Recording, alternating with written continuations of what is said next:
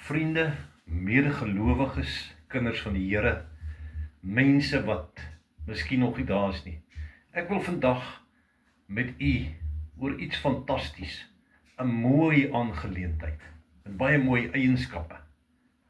Dit wil ek vandag met u deel.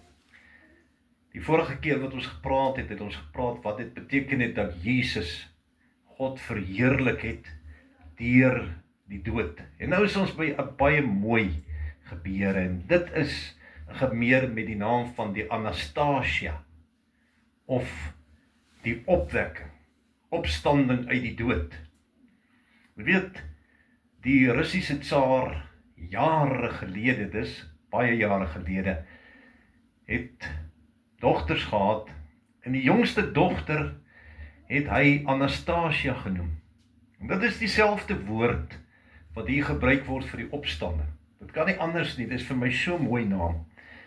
En hulle sê as 'n kindjie of 'n dogtertjie naby aan die Paastyd gebore word, of naby Kersfees of op Kersfees gebore, is 'n ideale naam om vir so 'n dogter te gee, Anastasia. En dis wonderlik, dis die Griekse woord vir opstanding, opwekking. Nou u weet, in verband met die opwekking, is daar mos verskeie groepe wat ons na kan kyk, en mense wat ons van kennis kan neem. Die een groep is byvoorbeeld die Sadduseërs. Een van ons vriende het sommer gesê die Sadduseërs, want hulle huil altyd oor alles, want hulle het nie hoop nie. Dit was een van die Judaïstiese groepe, die Joodse godsdienstgroep. En die mense het gehuil, want hulle het nie geglo aan die opstanding nie. Hulle het dit weerstaan dat Jesus opgestaan het, en 'n mens mag glad nie eers gepraat het daarvan, dat die Here opgestaan het nie. Hulle het jou gestenig, hulle wou dit nie hoor nie. Dan is daar 'n groep, wat ons kan praat van as animiste, wat sê, ons weet nie, dis moontlik so, dit kan wees, daar kan 'n opstanding wees, of daar kan dalk nie wees nie. Dan kry jy nog 'n groep, soos die groep van die Ou Testament, as jy lees in die Psalms, dan kom jy baie keer tot die bewustheid daarvan, dat daardie mense die doderyk, of die dood gesien as die einde van dit alles. Daarom baie keer hierdie oproep, Here, moet ons net nie alleen laat in die doderyk nie. Die doderyk, daar gaan ons vir ewig vasgevang word.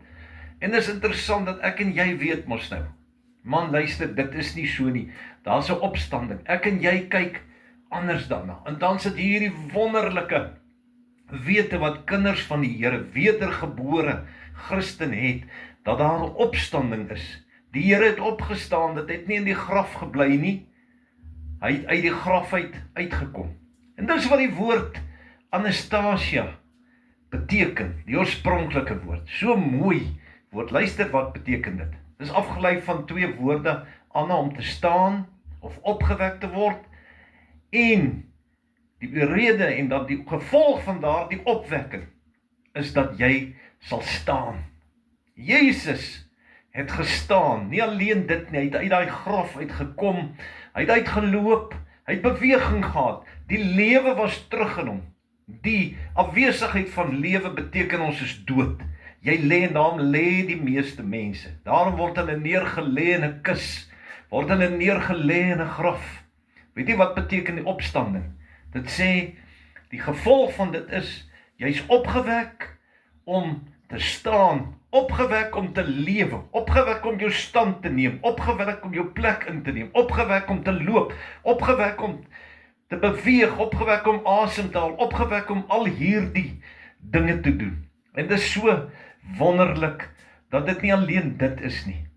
Dit is vir my so fantasties om te weet, dat die Here dit gedoen het. As 'n mens daaraan dink, dat opstanding is niks vir God om te doen nie. Hy het Jesus opgewek. En hoeveel mooi is daar nie vir hierdie wonderlike gebeure nie. Weet, as ek eers maar gaan dink, dit is die gebeure wat vir 'n mens hoop gee. wat vir ons as kinders van die Here hoop gee. Dis die verskil tussen die Christelike godsdiens en evolutionisme. Evolutionisme sê ons is maar 'n skakel in die ketting, en as ons in die graf is, daar lê jy nou maar. En hoeveel mense verloor hulle hoop daardoor, het nie meer hoop nie, want dis nie 'n hoopvolle gebeure nie. Hoeveel mense wat kinders verloor het nie meer hoop dat hulle eendag sal kan sien nie. Of u wat u man of vrou miskien begrawe het. Of dalk u broer of suster verloor het, en verlang en wonder gaan julle weer sien. Weet u, dat die opstanding van Jesus het 'n verskil gebring. En ek en jy weet dit vandag, dat omdat hy opgestaan het, kan ek en jy opstaan. Daarom sê die Bybel, hy is die eersgeborene uit die dood. Dis die eerste mens wat niemand nodig gehad het om hom op te wek nie. Hy het self uit die dood uit opgestaan. God het hom laat opstaan uit die dood uit. En dit gee vir ons hoop.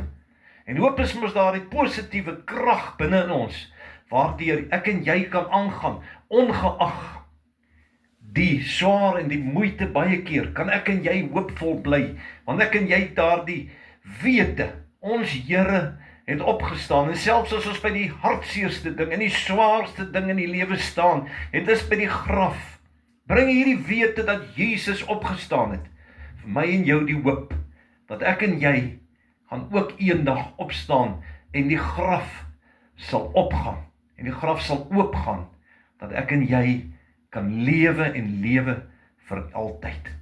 Maar weet jy wat? Dis die gebeure wat my en jou hoopvolle gedagtes gee. En die teenoorgestelde van hoopvolle gedagtes is hierdie. Dis depressie. Dis 'n doodsheid. Jy het hoop verloor, jy wil nie meer aangaan nie, jy sit maar net. Jy het jou krag verloor, jy het jou energie verloor, jy het alles verloor. En dan kom hierdie wonderlike hoopvolle gedagtes in ons. En die wete dat die Here het opgestaan en kan daardie depressie verdwyn. En wat behels dit vir my ook volgende, die pragtige ding. Dieselfde krag wat Jesus uit die dood uit opgewek het. Daardie selfde goddelike krag wat vir hom opgewek het om te staan, wat hom opgewek het om te leef, wat hom opgewek het om te loop, wat hom opgewek het om uit die graf te kom. Daardie selfde krag werk in elke kind van die Here, elke wedergebore kind van die Here. En hoe nodig het ek en u nie daardie krag nie? Hoe nodig het ek en u nie daardie krag elke dag nie? Hoe nodig in hierdie tyd wat die wêreldse stelsel soveel aanslag op ons maak?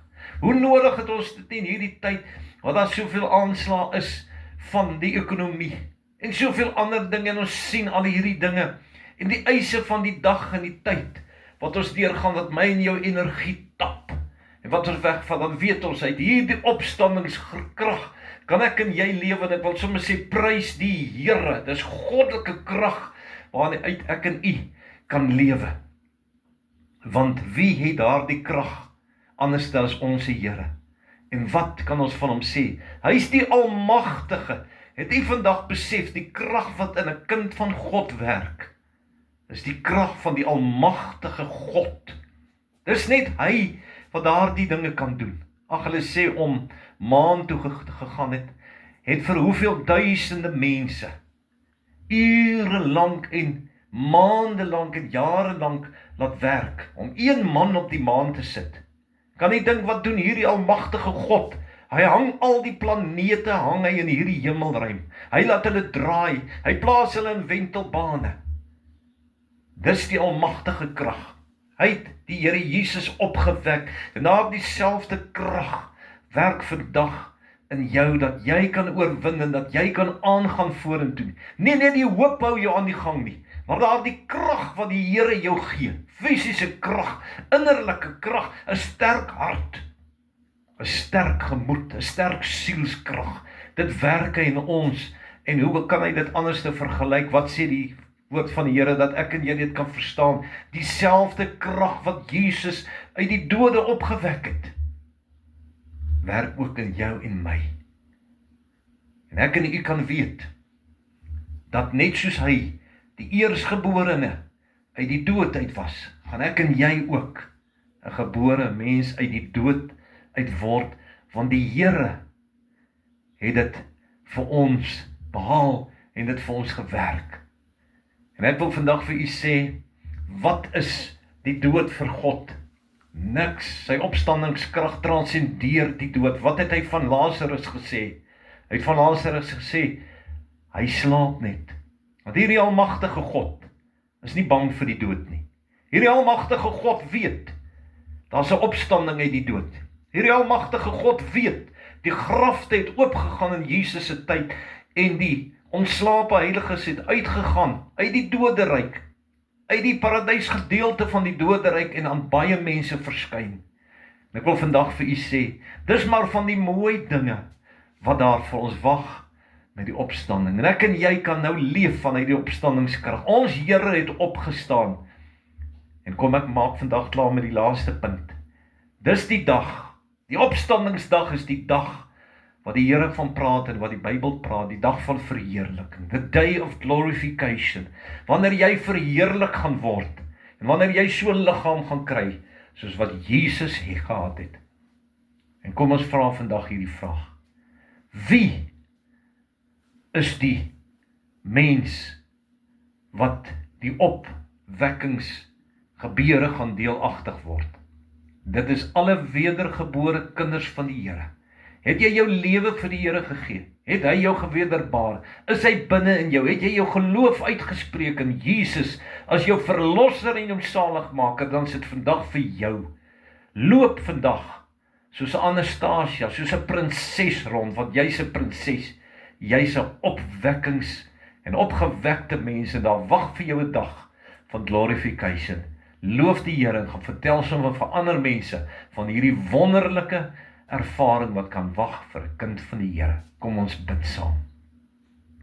Wonderlike Here, ons dank U vandag dat ons weet, U het opgestaan, U leef en U sit aan die regterhand van die Vader. Dankie dat daar dieselfde krag wat U uit die dood het opgewek word, sê die Bybel, is in ons om ons krag te gee. Dankie vir die hoop wat dit bring, dat ons hoop kan hê, positief kan bly.